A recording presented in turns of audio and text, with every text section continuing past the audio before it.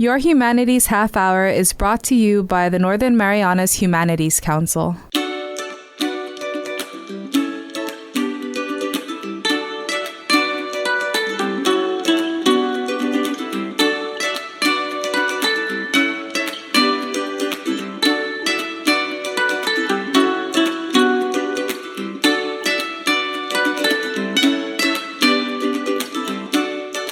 Hafades and Tiro, welcome to Your Humanities Half-hour. I'm Catherine Perry.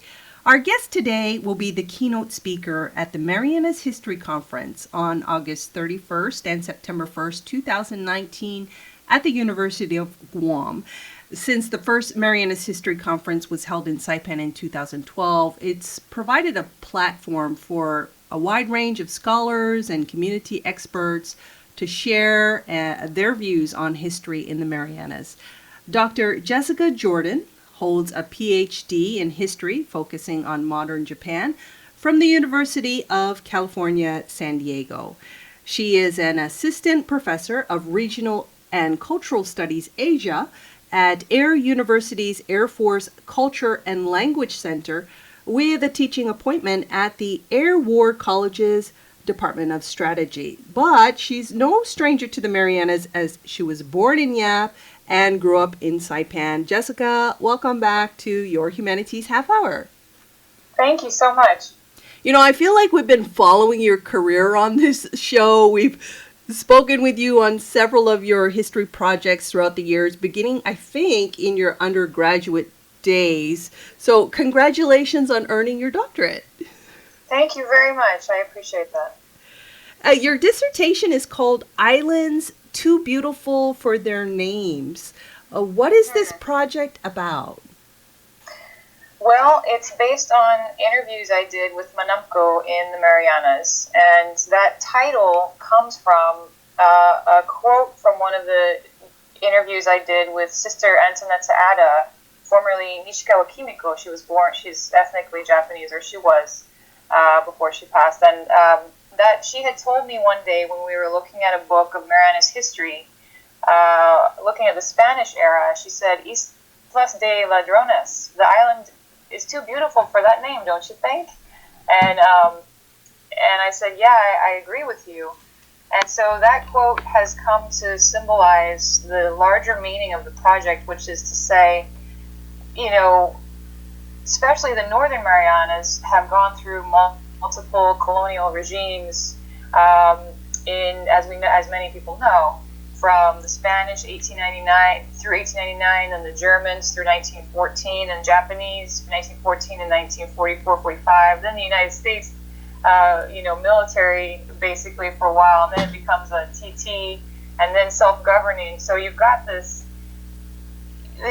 all these colonial regimes overlapping, and I realized in designing this project, based on getting to know, growing up there and knowing how people talk about history, that the island's eldest generation had a longer term view on history than even like the history textbooks, which carve it into this nation's history or this nation's history. Mm-hmm. So some people had lived through many of them, in fact, eras, and could compare them and contrast them and say how sometimes they were indistinguishable, and basically give a longer term view on what history in a more holistic sense means in the Northern Marianas. So I thought, well, I'm just, maybe I'll try to interview and assess these perspectives as a framework for organizing a history looking back on these multiple colonial shifts, right? Calling into question, what does colonialism even mean, right? When you've got people that lived through so many, and their elders also, the Manamco's elders also had lived through, transitions from Spain to Germany, and the Manamco had received stories from them about this very question, right? Kind of what history means, what it means to live with all these multiple inheritances. So that's to say that Islands Too Beautiful for Their Names is a reference to the ways that multiple colonial regimes have given their own names to the islands, Ladrones and the Nanyo Gunto, the Japanese, or the Titi, but that doesn't reflect what history means when you ask people for whom it matters the most and who have the longest term perspective on it. I believe there's a saying, history is written by the victors or the victor. And so I think what's really interesting about this project is being a culture of oral tradition, it captures history that wasn't written. It was history that was basically just remembered or passed down through oral tradition. That's right. And it could only have been oral because you know, if you look at the archives like I did from the Japanese colonial period or the American wartime records, these are not one history, these are multiple histories, right? So there are multiple versions of history depending on what country's archives you look at. Yeah. You know, and if you want to talk about more continuous through line, it's going to have to be in oral history and memory from the people and the oral traditions, as you just said, that can bring it all together in a lived, kind of grounded, local way. Now, sorry, go ahead. So even like, so I what I did is, and many of your listeners may know, it's way now, it's a couple years ago. In 2012 to 13, I was there for a year doing interviews. I published a call for participants asking for people who had memories of the Japanese era and World War II to come talk with me, so I could record their memories. I wanted to know two things. How does the eldest generation remember these eras? And then how do some of these stories become really well known while others remain more obscure, right? How does there become a dominant version of what people talk about as history? And how do some of these stories become marginalized or maybe secret or embarrassing or not politically correct, right? And so the eldest generation, basically, you've got the story of World War II filtering Japanese era before that. The United States, the English language representations are about liberating the islands, right? What academics call the liberation narrative. Right. Which positions the Japanese era as negative and exploitative and violent. And the wartime was certainly that, don't get me wrong, but, the war itself becomes a filter through which that earlier colonial moment is interpreted, and we, tend to forget the nostalgia and the accomplishments that islanders made in Japanese systems, in colonial schools, and in society and in business. That if you ask them, they're really proud to tell you, oh, I was a great student, oh, I worked at this company, and I drove automobiles, and I had a Japanese girlfriend, and I was really popular.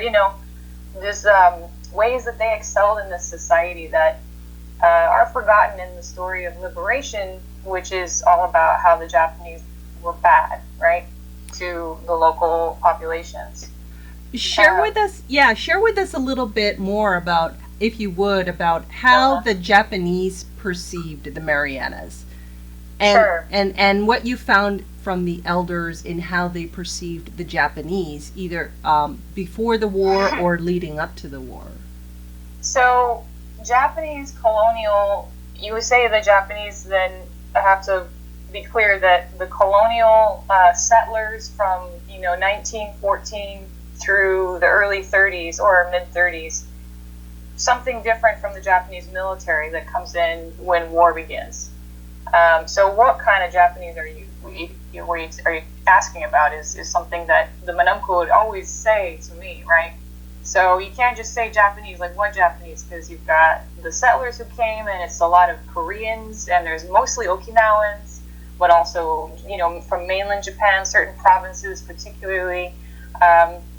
Also a couple of people from Taiwan, just settlers from the other parts of the Japanese Empire.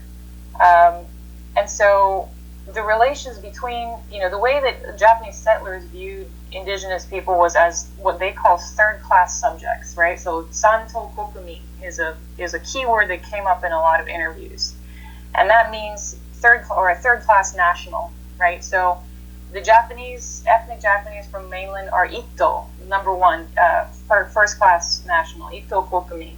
Nito Kokumin, these is all informal sort of racial rankings, but Nito Kokumin is like the Okinawans and maybe the Koreans. Some people, when they told me that how they, the racial rankings, they put the Koreans at the bottom below Islanders. But, so it's not, this is all like, kind of stereotypes I'm talking about from that era. But it's also reflected in colonial policy, right? You've got a lot of, so the Japanese colonial schools were segregated not by race or ethnicity, but by the ability to speak Japanese. So you had the elementary school, shogakko, was 6 years or more of study, and they were for fluent Japanese speakers, so that usually excluded indigenous islanders, not always. But it included, Okinawans who could speak, standard Japanese. They also spoke their own indigenous dialect. And then you had the other schools, for the public schools, Kokumin Gakko, which were for islanders, right? For people who didn't speak Japanese, it was 3 years mandated, and you could get it maybe an additional 2 if you were a good student. So the public school system for non-fluent Japanese speakers focused on teaching the language and some basic skills like manual labor type skills. To work as agricultural hands or to work in industry as servant type roles, whereas the Japanese speakers, right, the elementary school track was for people to gain more administrative, managerial skills, a higher level education. And that kind of 2-track system was reflected in hiring, you might imagine, right? So people that come through these systems are then hired in jobs that look for workers with the specific skills coming out of these schools. So you have a 2-track education and 2-track, more informal 2-track hiring system in employment. Not that it's clearly 2-track, but it's kind of racial or racist, you could say, segregation was informally pervasive in the colonial society. So most islanders got jobs as like stevedores, or helping on boats, or they were working in manual labor positions. They were domestic help in Japanese households. But some of them really did excel in Japanese schools, and they went to the Japanese, like the Shogakko elementary school, not the public school version. Some, Chamorros in particular, not Rufalawash. Usually the islanders, the indigenous islanders who had the Japanese skills, not always, but usually the ones who could advance in Japanese colonial society, were ethnically Chamorro, and they had, at least in what I was able to find, they had the ability in Japanese for one reason or another. Either they were part of a Japanese family, or they were going to Japanese school, or they were a wealthy family and were living in Garapan and in the center of it all. They got jobs at managerial roles, like helping, middle managers in a miso shop or a geta shop, or working in import-export business. And then some of them went to mainland Japan and went to school, did some stints in training. One story I heard about was an islander, a Chamorro boy, who spoke such good Japanese that a Japanese man visiting the island fell in love with him and took him around Japan and shared him and wrote a book about it and promoted his skills as a Japanese speaker. So this little boy got to travel through Japan, showing the way in which the colonial administration was successful. So there are some stories about these kinds of successes. But at the bottom, at the base, there was definitely racism, and as I mentioned, this kind of informal ito nito santo kokumin stereotyping came up in so many people's recollections of when I'd asked them, so what was it like when you were getting along with, your Japanese or Okinawan neighbors? It wasn't long before they say, oh, they called us santo kokumi. Mm-hmm. But, they'd be quick to say, but we played together, it was fine, kind of. Or I had lots of relations with them. It wasn't as though they weren't my friends. Although some people said that they didn't have much interaction, but many people did say, especially living around Garapan, that they did have lots of interactions with multi-ethnic groups. Mm-hmm. Well, our guest today is Dr. Jessica Jordan, speaking on her dissertation, Islands Too Beautiful for Their Names, about the Marianas, and we'll be back with more after this break. Did you know that you can donate up to $5,000 to the Humanities Council through the CNMI Education Tax Credit Program? Donations from individuals and corporations qualify and can be used to offset your local wage and salary tax, BGRT, and earnings tax. Call our office at 235-4785 to see how you can support humanities programs in our community and obtain a tax credit for your donation. Sizuus Maasi, Olomai, and thank you. Welcome back to your Humanities Half Hour. Jessica, it actually gives me a little bit more perspective hearing that the local elders remember there was a difference between the pre-war Japanese and the building up to war Japanese military. And I think it kind of explains why the people in the Northern Marianas have had a much easier time, I feel, welcoming back and maintaining their ties with Japan in a positive sense. I know growing up here, I only basically heard positive things about the Japanese. So that kind of explains why it wasn't all horrific as was experienced in Guam with the Japanese. What about during the war and the post-war? How were the islands perceived by the either the Japanese military before they left or the incoming post-war military government? So Japanese military began to transform the islands starting in the late going back to the early 1930s, building kind of fortifications that weren't supposed to be military, but beefing up installations, beefing up docks and things like that could be used. But the placement of military on the islands, like actually deploying troops from the active combat zone to Saipan and Tinian, didn't happen until kind of late in the war, almost right before the American invasion in spring '44, if I remember the dates correctly. But what I'm getting at is there's a gradual progression of Japanese military showing up on the islands. 1944 is a major influx of army from Manchuria. But in 1939, you have the establishment of a Navy presence there in order to train and plan for the invasion and occupation of Guam in '41. And that unit trains, recruits and trains indigenous Chamorro Japanese speakers to do the scouting work, right, in that invasion. They conscript people for the most part, in my understanding. In other words, it's not a job that people want or line up to volunteer for, okay, because of the relationship, obvious intimate relationship, family-wise, between Guam and the Northern Marianas. Many of the people I talked about who had gone to Japanese schools and had superior language skills and had proven themselves, indigenous Chamorro men, proven themselves to be, good Japanese speakers and trustworthy kind of business leaders or otherwise kind of pillars of the community, were people who were targeted for this role. And so it's because they were seen as trustworthy and their language skills were good, and they knew Japanese systems and how to work within them.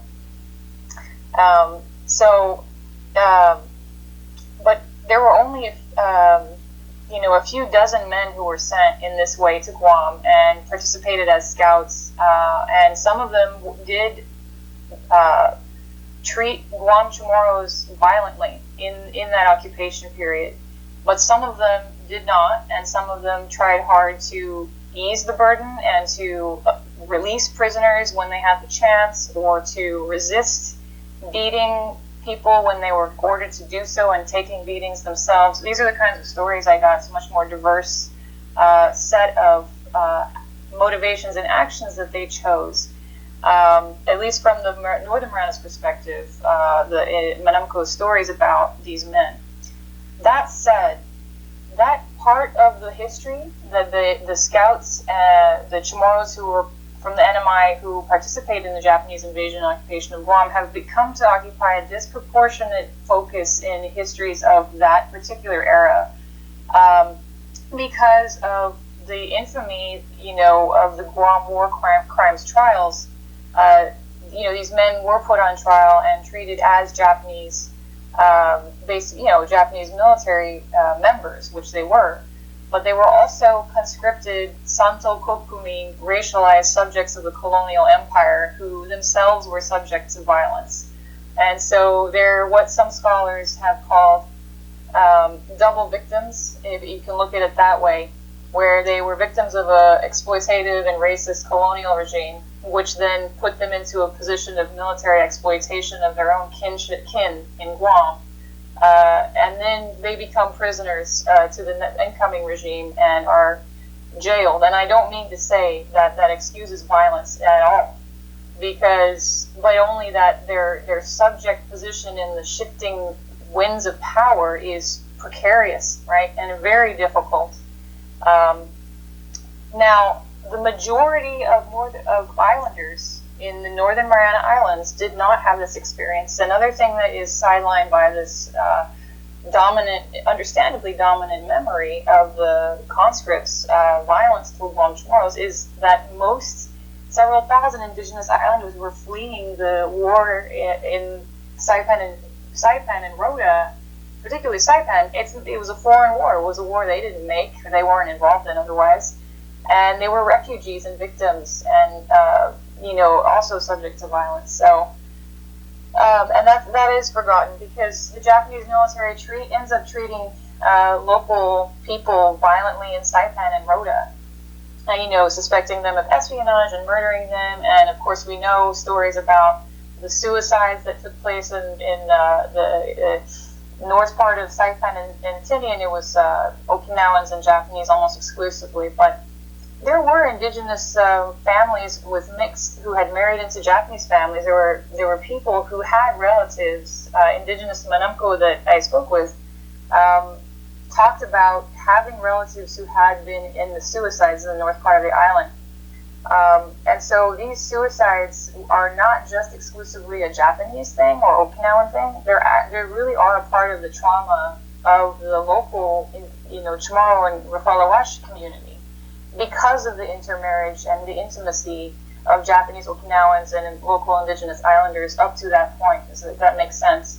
They were losing people that they knew and loved, and sometimes were part of family members. So all of these traumas and these violent experiences inflicted on the Northern Mariana Islanders in World War II are not a part of the dominant memory, for understandable reasons, of the violence that was experienced by Guam Chamorros, sometimes at the hand of their cousins, their brothers, or their relatives from the north.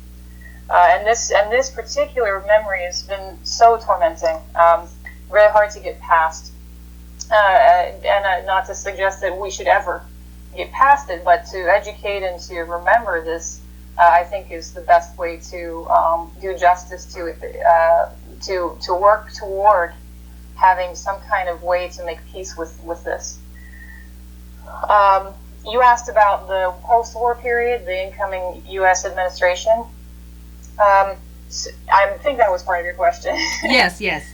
Right. So the U.S. Comes in 1944, June, invades Saipan, July, Guam, and Tinian. And in the aftermath, works on repatriating all of the Okinawan, mainly Okinawan, but also Japanese settlers to Japan and elsewhere. So basically they remove all the settlers and send them back to the port from which they originally embarked, is the repatriation policy.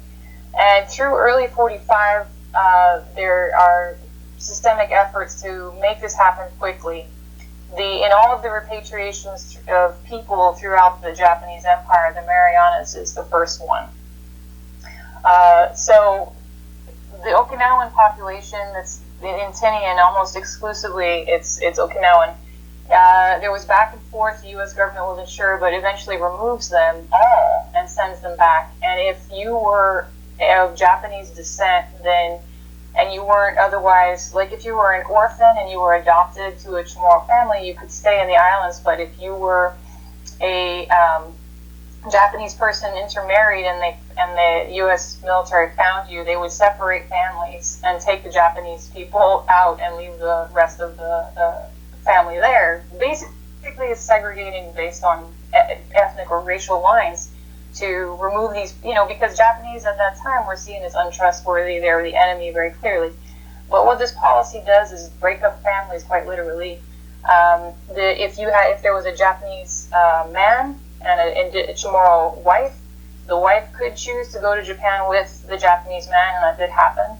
But the reverse, a Japanese woman did not have that option and had to be removed. So there's gendered and race-based ways in which this repatriation policy is implemented, and there's absolutely nothing on this at all in any of the histories that I've encountered. But in doing research in the military archives, I figured out that this is a massive breaking up or ripping apart of the social fabric that was. I see it as the last phase of the war. Not a post-war thing necessarily, because post-war reconstruction doesn't begin until after all the Japanese and Okinawans are gone, and that is, I think, by mid-1946, that's completed. Jessica, what has it meant to you personally to conduct this research and undertake this project? That's an interesting question. For me, having grown up in Saipan and spent 22 years living there in total, it's extremely rewarding to find something that was curious to me and follow it all the way through to the end. To just pursue what I wanted to know and to make something, to create something from it, if that makes sense. It's also really rewarding for me to think that I can give back to this beautiful place where I grew up and to do justice to kind of, Catherine, what you said. I mean, I'm not indigenous, but I also grew up around stories, very nostalgic memories of the Japanese era. You're right, just kind of in the ether. And to figure out why that was. Why was that the case when in nearby Guam it was so much the opposite? Became somewhat of a mission for me. Well, thank you so much for sharing with us today. Any final thoughts before we go? I look forward very much to being in Guam and then in Saipan. I will also give a talk. I think it's September 3rd. Thanks so much, Catherine, for the chance today. I appreciate it. Our guest today has been Dr. Jessica Jordan, speaking on her dissertation, Islands Too Beautiful for Their Names. She'll be the keynote speaker at the Marianas History Conference on August 31st and September 1st from 9 a.m. to 5 p.m. at the University of Guam. We'd love to hear your thoughts on today's show. Contact us at nmhcouncil.org or on Facebook at 670 Humanities. That's 670 Humanities. And if you'd like to hear more shows, subscribe to the Northern Marianas Humanities Council's YouTube channel. This has been your Humanities Half-hour. I'm Catherine Perry.